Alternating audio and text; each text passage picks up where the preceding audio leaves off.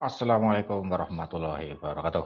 Para mahasiswa, kita bertemu lagi dalam perkuliahan profesi pendidikan. Hari ini Hari Guru. Kita semua mengucapkan selamat ya kepada guru-guru kita yang telah banyak berjasa pada kita semua. Guru adalah laksana pelita ya bagi kehidupan kita ya, yang menerangi kehidupan kita melalui cahaya ilmu.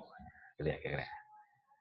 Sehingga kita bisa menjadi seperti ini karena guru-guru kita semua ya.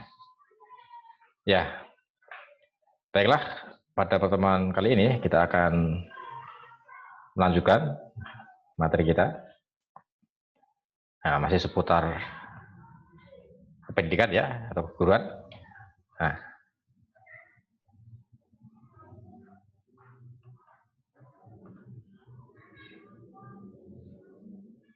Nah, ini yang akan kita bicarakan pada kesempatan kali ini, layanan profesional guru ya. Jadi bagaimana seorang guru memberikan layanan yang profesional kepada anak didiknya, ya ini yang akan kita bicarakan ya. Nah, ada beberapa jenis layanan ya yang diberikan oleh guru kepada para siswanya ya. Yang pertama adalah layanan instruksional ya, atau layanan pembelajaran. Nah, ini yang sudah kita bahas pada pertemuan sebelumnya ya. Itu jenis layanan instruksional ya, layanan pembelajaran ya. Dari mulai kita merencanakan pembelajaran sampai mengevaluasi ya, atau mengassessment. Nah, itulah layanan instruksional, layanan pembelajaran. Tapi guru tidak hanya memberikan layanan pembelajaran ya, tapi juga layanan lain ya. Karena tugas tanggung jawab guru tidak hanya mengajar ya, tapi ada juga tugas dan tanggung jawab lain ya, atau layanan lain yang mesti diberikan kepada para siswanya. Nah, ya, layanan lain itu adalah layanan bantuan ya, atau bimbingan ya. Nah, bimbingan dan konseling. Nah, ini juga bagian dari layanan seorang guru yang profesional ya, memberikan layanan bimbingan dan konseling kepada peserta didiknya. Dan layanan berikutnya juga ini layanan administrasi. Ini juga bagian dari layanan guru yang profesional ya, gitu ya. Nah, seorang guru tidak lepas dari 3 jenis layanan ini. Ya, tidak bisa menghindar ya dari ketiga jenis layanan ini. Nah, ini kalau kita bikin skemanya kira-kira begini ya. Nah, bidang layanan guru profesional ini, nah, layanan yang utama adalah ini, yang di tengah ini ya, pembelajaran ini. Kemudian layanan bimbingan dan konseling, dan layanan administrasi pendidikan. Ini 3 jenis layanan guru ya. Nah, kesemua layanan ini ditujukan dalam rangka untuk mencapai perkembangan siswa secara optimal. Jadi diarahkan ke sini semua gitu ya, agar siswa itu bisa berkembang secara optimal gitu ya, membantu siswa untuk mengembangkan dirinya secara optimal gitu. Jadi bukan untuk tujuan lain ya, bukan untuk tujuan sekolah agar sekolah nilainya baik ya, peringkatnya baik ya, yaitu efek samping saja ya. Tapi semua ini adalah dalam rangka untuk yang terutama adalah untuk perkembangan siswa yang optimal gitu.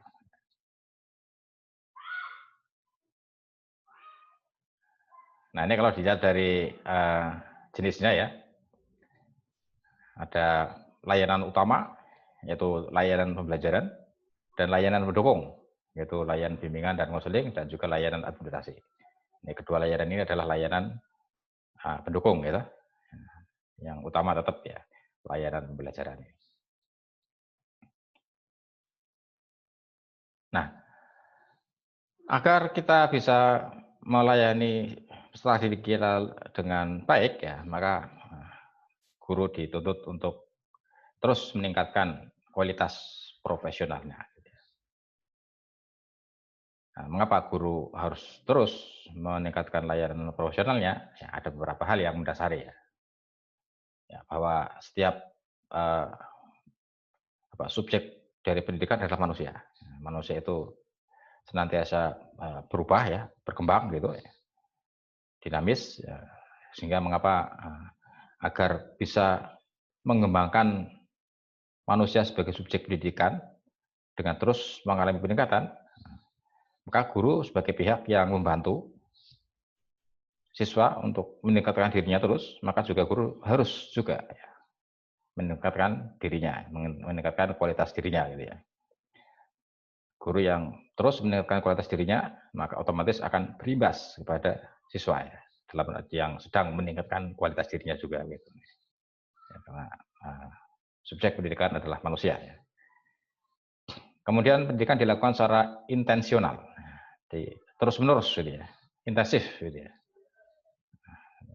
Sehingga semboyannya adalah ya, pendidikan sepanjang hayat itu ya. Nah, maka ya karena proses pendidikan ini terus-menerus, maka ya guru juga harus meningkatkan kualitas dirinya secara terus-menerus gitu ya. Kemudian barangkali seorang guru sudah mendapatkan banyak sekali teori ya ketika menjalani pendidikannya ya. Tapi semua teori itu adalah hipotesis belaka ya. Artinya dipelajari sebagai sebuah konsep-konsep ya, sebagai sebuah teori-teori ya yang di atas kertas ya. Tapi bagaimana mengejawantahkan atau membuktikan bahwa teori-teori itu benar adanya ya, untuk menjawab masalah pendidikan. Nah, itulah ya nanti kenyataannya akan dibuktikan ya ketika dia menjadi seorang guru ya, seseorang itu menjadi guru ya. Mungkin sudah banyak dijajali ya, bukan dijali ya, dibekali ya dengan berbagai teori ya tentang pendidikan ya. Nah, tapi itu kan semua belum mewujud dalam kenyataan ya. Mewujud dalam kenyataan nanti ya ketika dia menjadi guru ya. Bagaimana dia membuktikan bahwa teori-teori itu benar ya, teori-teori itu nyata ya, bisa dibuktikan gitu. Nah, kemudian pendidikan bertolak dari asumsi bahwa manusia mempunyai potensi yang baik untuk berkembang. Nah, ini. Nah, maka untuk mendorong manusia bisa berkembang dengan potensi baiknya itu, maka pihak yang ikut membantu manusia untuk berkembang, maka juga harus berkualitas ya. Terus meningkatkan kualitasnya ya. Sehingga potensi yang baik pada diri manusia yang akan berkembang itu juga akan ikut terdorong ya. Menjadi berkembang ke arah yang lebih baik. Inti pendidikan terjadi pada prosesnya ya. Jadi maka biasanya pada umumnya lembaga-lembaga pendidikan itu mengambil kebijakan lebih pada memperkuat proses gitu ya. Tentu dengan tidak mengabaikan hasilnya ya. Hasilnya tetap diperhatikan, menjadi fokus perhatian juga. Tetapi yang lebih ditentukan adalah pada proses. Jadi dengan input yang tersedia, maka bagaimana agar menghasilkan output yang seoptimal mungkin gitu ya. Maka untuk itu diperkuat prosesnya. Ya, misalnya di sebuah sekolahan di daerah pinggiran ya, terpencil, terluar misalnya gitu ya. Dengan input siswa yang seperti itu, terus sarana prasarananya yang terbatas, kemudian sumber daya manusia yang terbatas juga, itu semua inputnya, bagaimana agar bisa menghasilkan output pendidikan yang optimal. Nah, maka tentu prosesnya ini harus betul-betul diperkuat ya. Sehingga nanti dengan input yang terbatas itu bisa menghasilkan output ya yang seoptimal mungkin. Maka perkuat prosesnya ya. Ini biasanya pendidikan ditekankan pada faktor proses. Ya, tentu dengan tidak mengabaikan fokus memperhatikan hasilnya ya. Tapi biasanya ini hasil mengikuti proses gitu kan ya biasanya. Nah, kemudian dalam rangka untuk mengembangkan profesionalitasnya ya, ini biasanya guru akan mengalami ini ya, setiap guru ya, akan selalu mengalami proses pengembangan diri ya, baik sebelum menjabat ya, belum memegang sebuah proses masuki dunia profesi pendidikan atau masa para jabatan, ini biasanya sudah ada proses-proses pengembangan diri ya, melalui diklat prajabatan.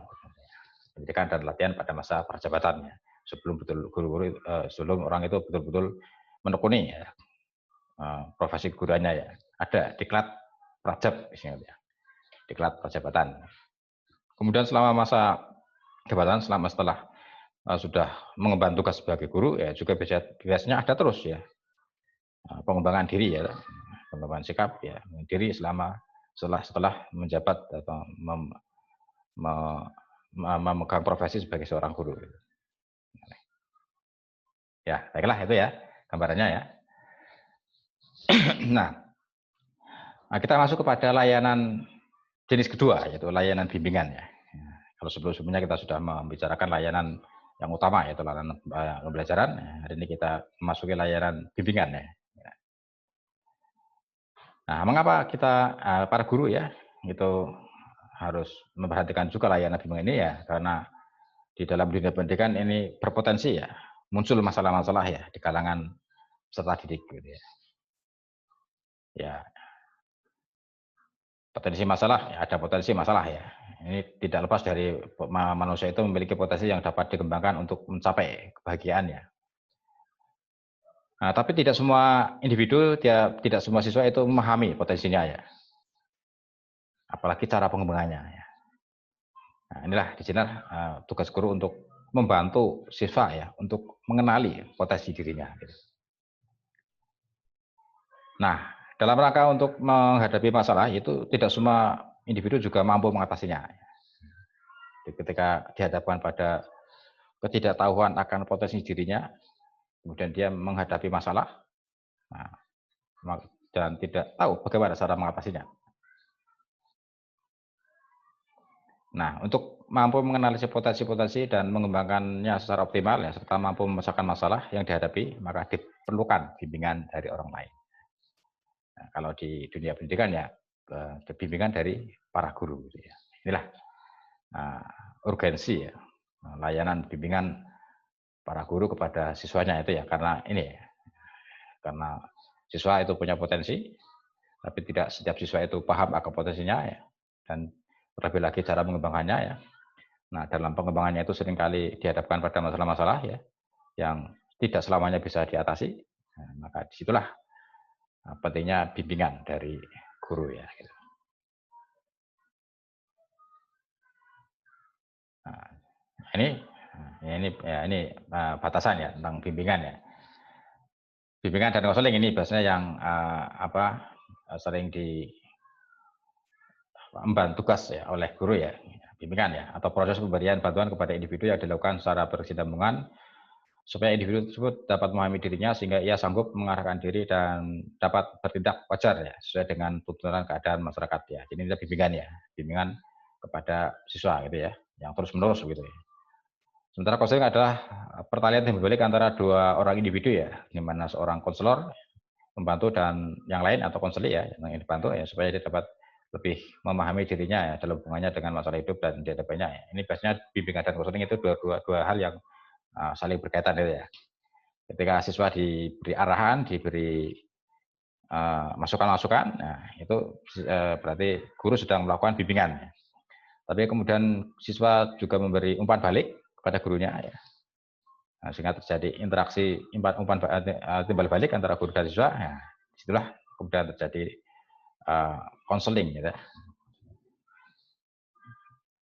Jadi, interaksi timbal balik antara guru dan siswa ya dalam rangka bimbingan ya. Itu konseling ya. Ini ya dua istilah yang selalu berkaitan antara bimbingan dan konseling gitu. Nah, kemudian apa tujuan bimbingan? Ya, yang pertama untuk mengatasi kesulitan belajar. Ini siswa selama masa belajarnya menghadapi masalah dalam belajar ya, menghadapi kesulitan, maka dia butuh bimbingan ya, agar keluar dari kesulitan belajarnya ya. Kesulitan belajar apa yang dihadapi ya? Sulit berkonsentrasi misalnya, sulit mencari waktu yang tepat untuk belajar, sehingga ya karena gaya belajarnya harus dalam situasi yang dia bisa fokus, tapi sementara lingkungan kurang mendukung misalnya, nah, terus bagaimana nih cara mengatasinya? Ya? Nah, tentu guru bisa memberi pilihan-pilihan ya agar siswa itu bisa fokus ya, mencari waktu yang tepat untuk belajar ya, agar bisa fokus, mencari tempat-tempat yang tepat ya untuk belajar agar bisa fokus ya. Itu gimana caranya? Nah, misalnya dulu waktu saya di kos itu ya, kos itu kan banyak orang ya, ramai ya.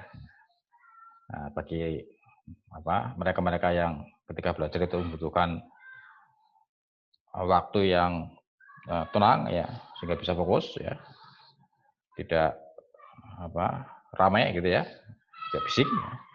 Maka ya harus pandai-pandai mencari momen ya yang tepat untuk belajar ya, yang bisa fokus ya. Kadang-kadang ya ada yang aneh-aneh gitu ya, cara mengatasi kebisingan agar dia bisa tetap belajar ya. Kadang-kadang ada yang sampai belajar di belakang kos-kosan gitu ya, yang sepi gitu ya. Ada yang sampai di dekat kamar mandi ya, yang sepi gitu ya. Itu akan semua trik-trik ya untuk ya, atau pilihan-pilihan ya, alternatif untuk mengatasi masalah ya, agar kesulitan belajar itu bisa diatasi. Gitu. Ada juga yang mencari waktu yang sepi ya, wah, karena kalau sore hari masih bising, masih ramai, maka dia habis isya langsung tidur dulu ya, nanti dini hari bangun belajar gitu ya, sampai subuh gitu. Nah ini. Kemudian mengatasi terjadinya kebiasaan yang tidak baik yang dilakukan saat pembelajaran berlangsung dalam hubungan sosial ya ini.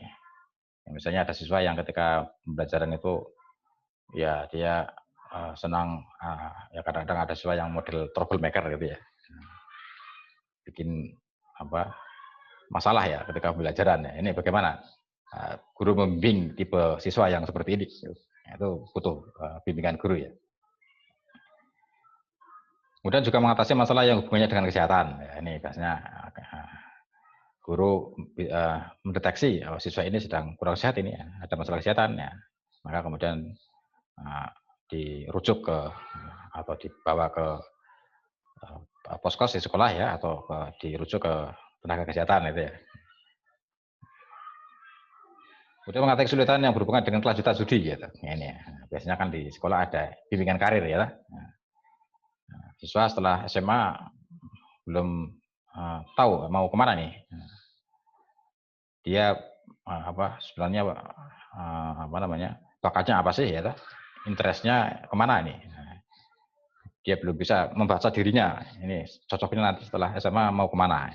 Itu biasanya ada bimbingan karir ya di sekolah-sekolah itu ya, di SMA ya. Kemudian mengatasi kesulitan yang berhubungan dengan perencanaan dan pemilihan jenis pekerjaan ya, ini ya. Ini juga bimbingan karir biasanya itu ya, diarahkan ada bimbingan ke situ ya. Dengan potensi yang dimiliki, kira-kira nanti ke depannya dia akan memiliki proyeksi pekerjaan apa. Itu ada bimbingan khusus ya, ada bimbingan ke arah situ, ya, bimbingan pekerjaan gitu. Kemudian juga mengatasi masalah berhubungan dengan masalah sosial emosional ya, yang berhubungan dari sendiri, lingkungan maupun keluarga atau ya ini masalah-masalah emosi ya, sosial emosional ya. Hubungan-hubungan dengan orang lain, ya, pengendalian diri ya.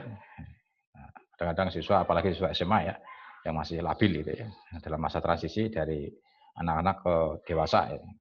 Biasanya mudah terpicu emosinya gitu ya. Ini bagaimana guru menghadapi masalah-masalah yang dihadapi oleh siswa yang seperti itu ya.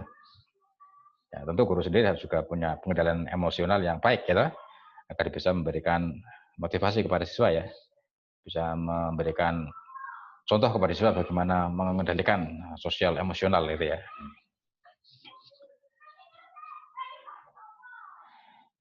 Nah, secara umum tujuan bimbingan adalah membantu mengatasi kesulitan yang dihadapi oleh siswa ya, agar pembelajaran bisa efektif dan efisien gitu ya. Masalah siswa yang bermasalah ini biasanya ada indikasinya ya, ada tanda-tandanya ini ya. Biasanya hasil belajarnya rendah ya. Terus hasil yang dicapai tidak sesuai dengan yang diusahakan ya. Sudah berusaha keras ya, belajar keras ya, tapi kok hasilnya tidak sesuai yang diharapkan ya. Berarti ini ada masalah, ada apa ini ya? Apa cara belajar yang kurang tepat ya? Atau apa ya? Ini harus ditelisik oleh guru ya. Mengapa ya? Kemudian menunjukkan sikap yang kurang wajar ya, misalnya suka menentang, dusta, tidak mau melaksanakan tugas ya, ini ya tanda-tanda siswa bermasalah ya. Ini ada sesuatu ini biasanya kalau siswa seperti ini. atau di keluarganya ya, atau di masyarakatnya, nah, itu harus dicari tahu ya oleh guru ya. Biasanya dengan ya, bertanya kepada orang tuanya ya, pada tetangganya ya, pada orang-orang terdekatnya mengapa dia seperti itu ya. Kemudian menunjukkan tingkah laku yang berlainan ya, suka membolos, suka mengganggu dan sebagainya. Ini juga ya ini biasanya ada masalah ya. Kemudian jenis-jenis bimbingan ya, yang biasanya diberikan guru kepada siswa, bimbingan belajar ya, baik secara individual maupun kelompok ya. Nah, kalau bimbingan itu secara kelompok ya, bisa jadi siswa mungkin punya kelompok belajar sendiri, kemudian meminta guru untuk memberi saran-saran kepada kelompoknya misalnya ya. Nah, ini itu harus siap ya, agar kelompoknya dinamis, akan kelompoknya bisa mendukung ya pembelajarannya ya, atau proses belajarnya ya. Kemudian mengelola waktu dari kegiatan belajar ya. Ini manajemen waktu ya, bagaimana siswa manajemen waktu ya, itu guru bisa memberi arahan-arahan gitu ya, bagaimana manajemen waktu ya, bagaimana waktu untuk belajar, untuk membantu orang tua, untuk hobi ya, untuk manajemen waktu gitu. Kemudian efisiensi menggunakan buku pelajaran ya. Nah, biasanya kan di siswa ada siswa yang begitu membaca satu buku selesai dia sudah cepat bisa menguasai ya. Tapi ada siswa lain yang sudah membaca berkali-kali kok masih juga belum menguasai materi ya. Bagaimana agar belajarnya lebih efisien ya, dengan waktu yang terbatas ya, karena banyak materi ya, tapi bisa dikuasai. Nah, ini gimana caranya ya? Nah, guru bisa memberikan bimbingan-bimbingan ya, arahan-arahan ya.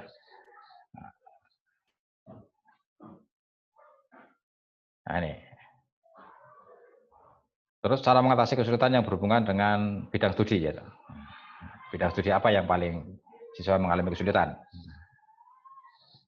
Ini ya biasanya berkaitan dengan masalah minat itu. Minatnya rendah, maka dia akan mengalami kesulitan ya dalam bidang studi itu ya. Sehingga bagaimana agar meningkatkan atau mendorong siswa lebih berminat terhadap suatu mata pelajaran tentu ya. Kemudian juga cara proses dan prosedur mengikuti pelajarannya ini bimbingan mengikuti pelajaran ya. Kadang-kadang siswa, terutama siswa baru ya, nah, biasanya ketika masuk sekolah baru, siswa awal ya, yang berbeda dengan ketika di sekolah sebelumnya, ya, siswa kadang-kadang kan kaget ya, gagap ya. Oh, kok beda dengan sekolah saya sebelumnya ya. Nah, waktu saya sekolah kemarin ya datang, terus duduk, terus mendengarkan guru mengajar, terus catat, nah, terus pulang ya. Ini kok sekarang berbeda nih, nggak seperti ini ya. Guru harus memberikan arahan-arahan gitu ya. Berikutnya adalah bimbingan sosial ya. Ini bimbingan dengan kaitannya dengan hubungan dengan masyarakat ya. Ya, siswa ya, misalnya ada yang menghadapi masalah-masalah dalam hubungan masyarakat ya, sehingga itu berpengaruh terhadap belajarnya di sekolah ya. Kemudian juga dengan kelompok bermainnya, teman sebayanya ya. Nah, ini hubungan sosial dengan teman sebayanya ya. Nah, ini biasanya sangat berpengaruh teman sebaya ini. Kalau teman sebayanya berkontribusi, berperan positif bagi belajarnya ya, ini tidak masalah ya. Tapi kalau teman sebayanya sebaliknya ya, memberi dampak tidak baik bagi pelajarannya, ini ya bisa bermasalah nih. Maka perlu bimbingan dari guru ya, bimbingan dalam hubungannya dengan teman sebaya. Gitu. Nah, kemudian juga memperoleh persahabatan yang sesuai dengan persahabatan yang sesuai ya. Ini masih terkait dengan teman sebaya ya, teman dekat ya. Ini bagaimana menjalin hubungan dengan teman sebagai sahabat ya, menjalin hubungan baik tentunya ya. Membantu mendapatkan kelompok sosial yang bisa membantunya untuk memecahkan masalah tertentu. Ya. Nah, jadi siswa kan biasanya terlibat dalam kelompok-kelompok sosial tertentu ya di luar sekolah ya. Maka bagaimana memilih kelompok sosial yang sesuai atau yang dapat membantunya menghadapi masalah-masalah dalam hubungan sosial. Apakah kelompok olahraga, kelompok pemuda, ya, kelompok minat, bakat, hobi, ya. Kemudian juga bimbingan dalam mengatasi masalah-masalah pribadi. Ini juga tidak jarang dihadapi oleh guru ya. Ini biasanya karena atau dampak dari konflik ya.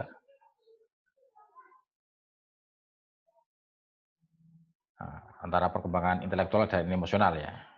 Tidak seimbang misalnya antara IQ dan EQ-nya ya.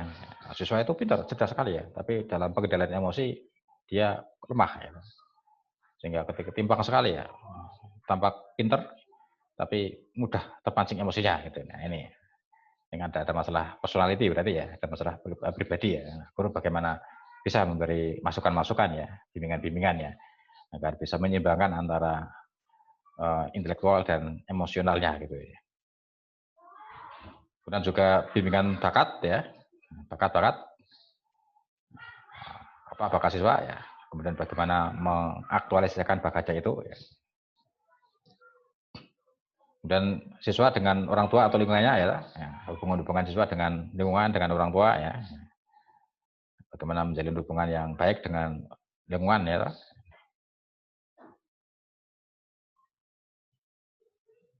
Ini kepentingan siswa dengan orang tua dan siswa ini seringkali gitu ya. Antara kepentingan siswa dengan orang tua itu beda.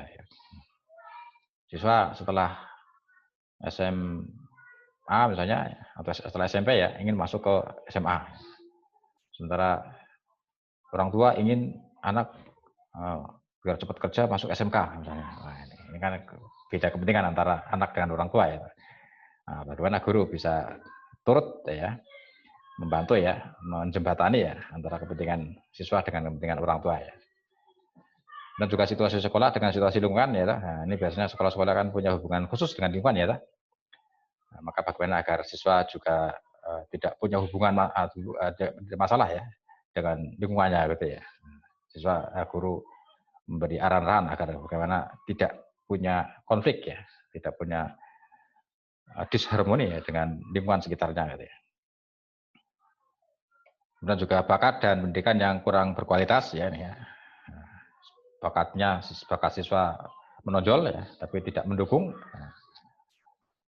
Bagaimana kemudian salurannya ya, mungkin ada saluran lain ya yang bisa untuk mengembangkan bakat siswa ya, karena di sekolah itu misalnya untuk aktualisasi bakatnya tidak tersedia, maka bisa ya, aktualisasi di tempat lain misalnya.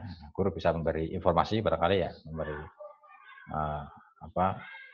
pengarahan, informasi ini bisa ke sana misalnya, sehingga bakat siswa bisa tersalurkan ya, dan bakat itu akan menunjang ya proses pendidikannya di sekolah gitu ya. Ya, begitu kira-kira peran saya ya, layanan bimbingan ya, yang ya tidak bisa tidak setiap guru mesti ya memberi layanan ini kepada siswanya ya, karena ini salah satu ya. Ya sekalipun ini layanan pendukung ya, tapi guru ya tidak bisa menghindarkan ya dari tugas ini ya. Ya jangan kemudian karena ini tugas pendukung, ya saya kan guru ya tugasnya penting ngajar, kemudian menghindar dari tugas-tugas ini ya, ya itu ya. Dari satu indikator guru profesional tidak tercermin di situ ya, karena kalau tidak menjalankan tugas-tugas bimbingan ini gitu ya. Ya baiklah Pak Pemirsa, begitu sampai di sini dulu pertemuan kita. Ya, kita lanjutkan pada pertemuan berikutnya. Wassalamualaikum warahmatullahi wabarakatuh.